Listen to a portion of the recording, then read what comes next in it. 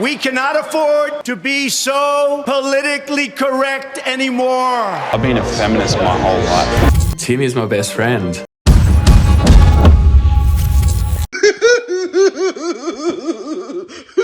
All right, everybody, here I am with the most elusive Mafs husband of all time, Maddie Lockett.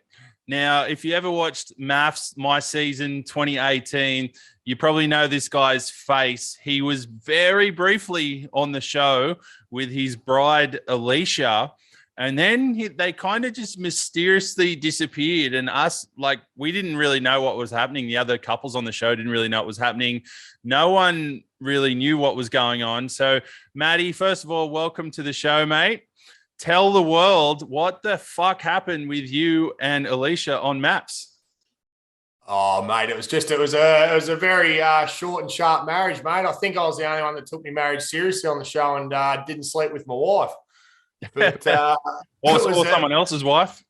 Oh no, there's a bit of that going on. Nah, look, mate, the whole thing wasn't for me. Like, I need to have at least a day to myself to sort of recharge my battery. So when you've got the camera crew and that on you every day, yep. I couldn't handle it all. I was worried about Alycia big time because I felt she was falling way too quickly. And obviously, then in the back of your head, you've got, geez, Australia's going to love this girl too. They're going to hate my guts. What am I going to do? And then in the end, I'd had a bit of an incident back home. A friend of mine had lost his father, so I just wanted to get the fuck out of there. I had the mind games being played with the producers, telling me that I've lost Australia, I've got to stay in that. So basically, in the end, what happened is I just ran off crying. Fair enough. And then when the funniest thing was, I actually ran off. I told everyone to fuck off.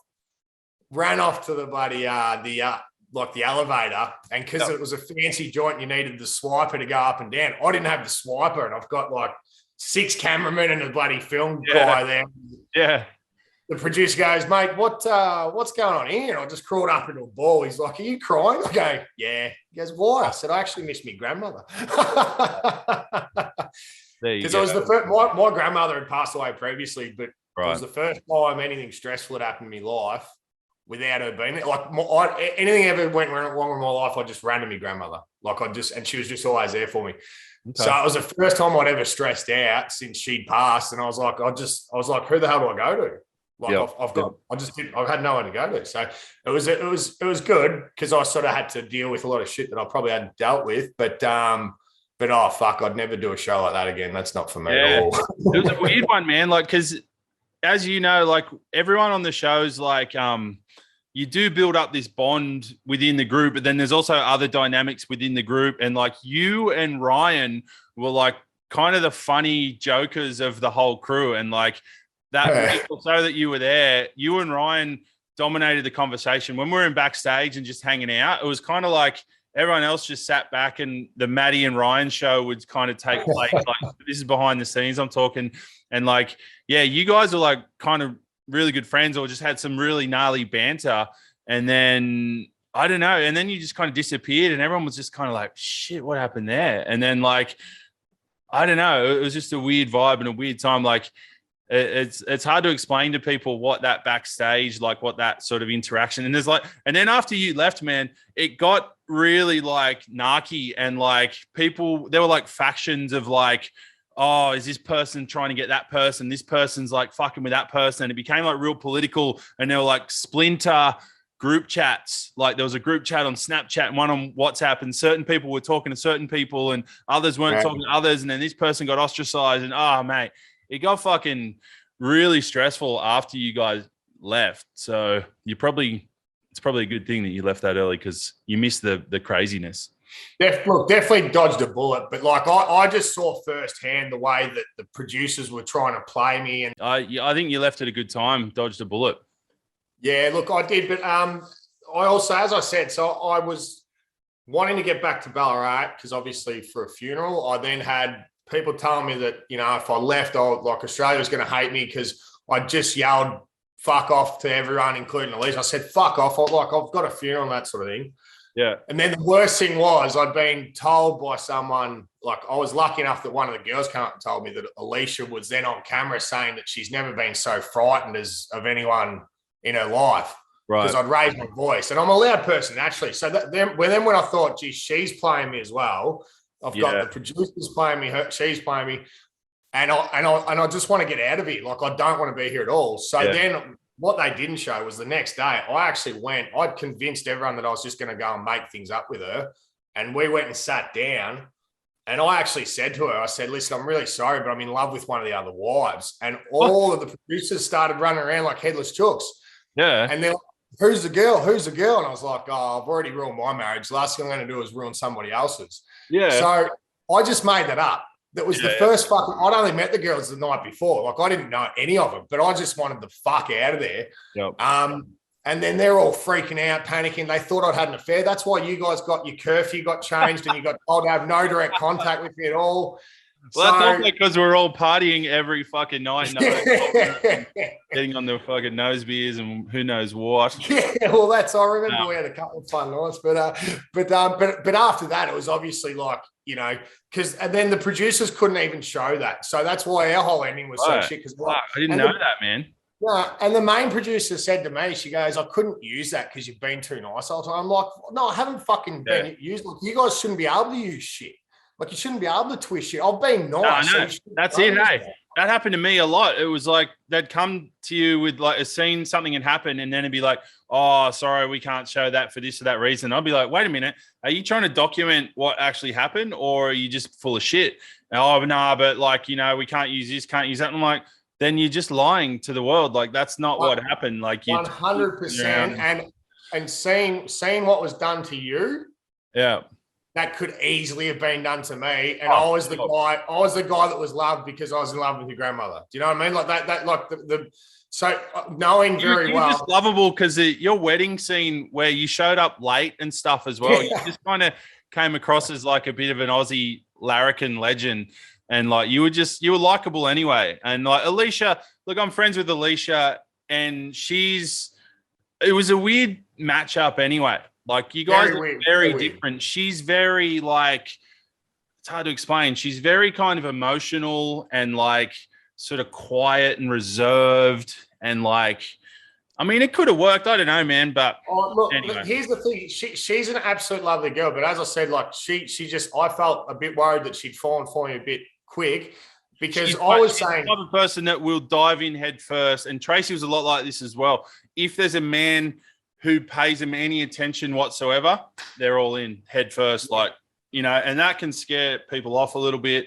That scared me. That's kind of what happened with Davina as well. That scared me off a little bit, and like, I can definitely see Alycia being like that as well. And my biggest issue was like, so obviously she's really scared of loud noises, like things like balloons, like, and I was probably the loudest person in the group. So my laugh was actually frightening her. So that was sort of a bit of a giveaway at the start. But even things like when we were moving into the new room, she's like, Matthew, I need you to do me a favor and not bring anybody into our room. Like I just like have sort of a privacy issue. And I'm like, oh, okay, that's fine. But I said long term, that'd be an issue because like I've got an open door policy. My friends and everyone are welcome whatever they want.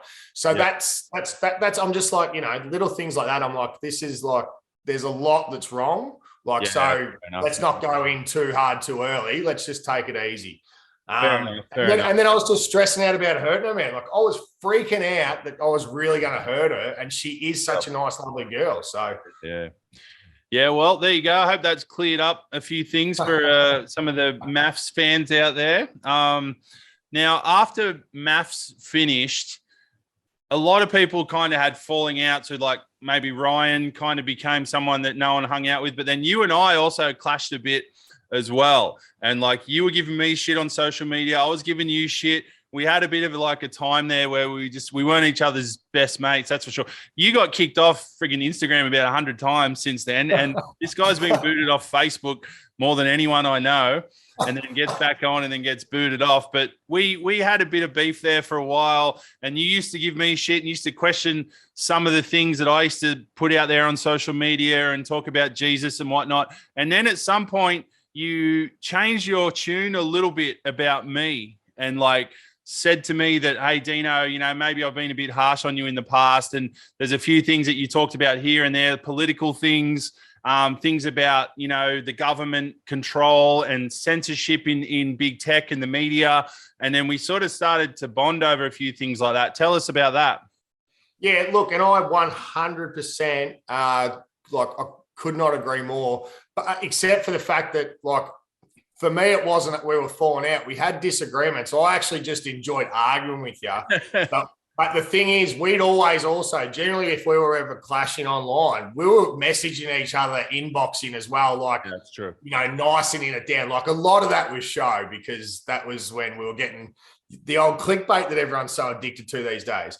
But we were always in open dialogue. It was always a conversation with me, with you. I know we went a bit hard on each other, but I found it a learning thing. So that's why the conversation should always be left open.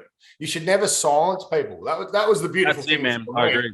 We always kept talking. We always kept our open dialogue. And a lot of the things that we don't agree on, I enjoy the fact that we can still talk. But the reason I've changed my tune on a few things is from listening to people like you, is from listening to someone with a different opinion. And now I see things differently. So being pushed into the limelight the way I was kind of canceled the minute I became famous.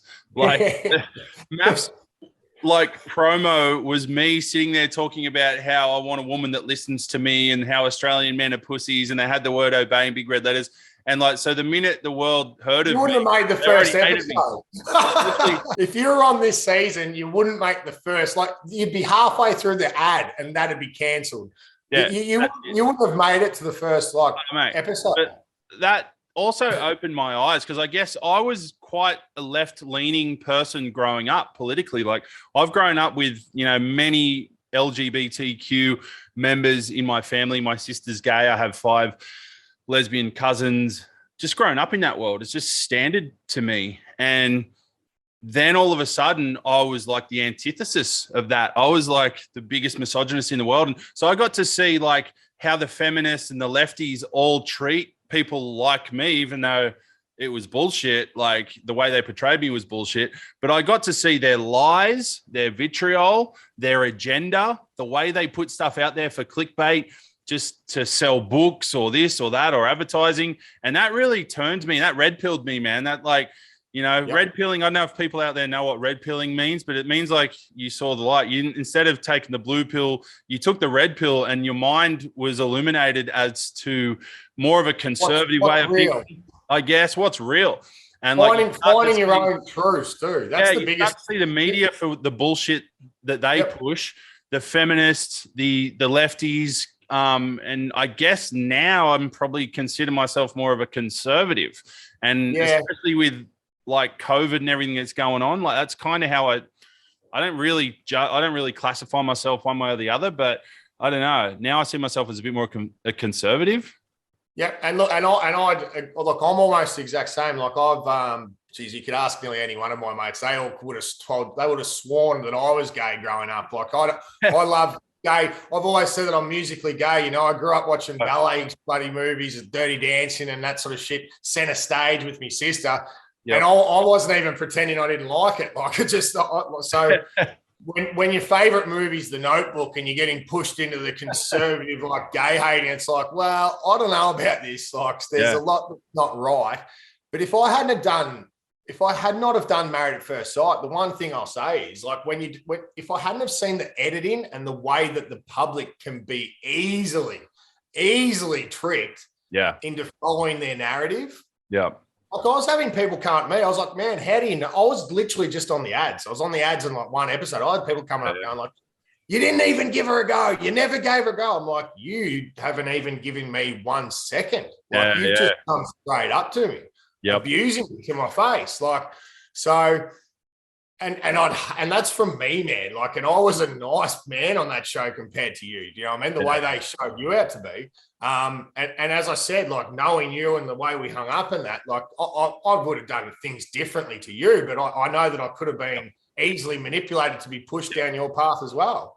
With a bit of editing, with the chop here and that, no worries. So and if that was the case, I think that's gotten worse and worse in the last few years. That was 2018. It's not that long ago, but even in those few years, the media has gotten so much more It's not journalism anymore. It's Power. activism. It's activism. They have an agenda. They want to push an agenda. They're not open to, like, journalism should be telling all sides of a story, and it's not that anymore. It's now we've got our narrative. We're sticking to a narrative, and we're purposely leaving out all this other shit that people probably want to know and are smart enough to know and should be able to make their own decisions on. But it's not journalism anymore. It doesn't exist. Now there's an agenda within social media, the news, like the traditional news media, like newspapers. I mean, there always have been little agendas. Like, obviously, The Guardian is a very left-leaning news source. The Daily Telegraph is a much more right-leaning news source. Yeah. Fox News is conservative, whereas CNN and then is... the scary thing is you've got things like The View that's just full of women talking to women at home with their kids all day, saying how bad, men and society is. It isn't. Oh, my God. And then you got websites like Mamma Mia, and then your different influencers and whatnot that they don't report anymore. They're just giving opinions, and I think that's fine. Like, it's a free country, it's a free world. You can do whatever you want. But, like, if you're a trusted news source like news.com.au, even the Daily Telegraph and the Guardian, if you're kind of considered a news source, you should have a responsibility to tell all sides of the story. And at the moment, they don't do that. Like, the Guardian's full of shit. Like, for example, the Guardian always goes on about Aboriginal deaths in custody, and they did a study on Aboriginal deaths in custody, and they keep putting this number forward of like, 400 Aboriginal people have died in custody since this day, since this happened. And then you go and look at the stats, and it's like, well, firstly, a lot of them did heinous crimes, which is really hard to find as well. They leave that out. A lot of people that get convicted, for really terrible crimes like rape and this and that and murder are now martyrs and considered like heroes because they got killed in prison. And I'm not saying, their death is justified, but I'm saying the Guardian leaves out so much. Like, more white people and more non-Aboriginal people have died in the same amount of time. A lot of the deaths are just suicide. A lot of the deaths don't even happen when it's not like there was a racist cop that walked up to him and went, you silly black bastard, I'm going to kill you. That very rarely happens. Like, it might happen, and I'm not saying there's no racism, but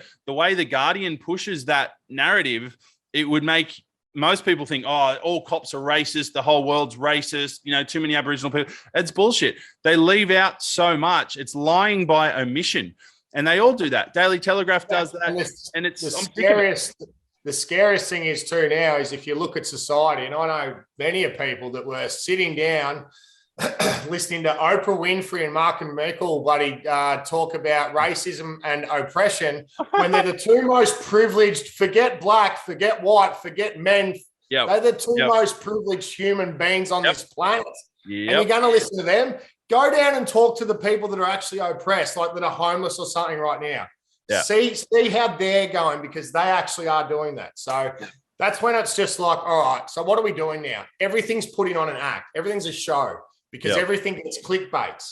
So, and unfortunately, all the money now is in data that's being sold. So you've literally got Facebook and these Twitters and all that giving all this data. AWS, Amazon Prime. The journalists are working for that data. They have to tune in as much of that data as they can. And they need big grabbing headlines like, you're racist, you're a Nazi, you're killing everyone with COVID because you haven't got a vaccine that's not really working.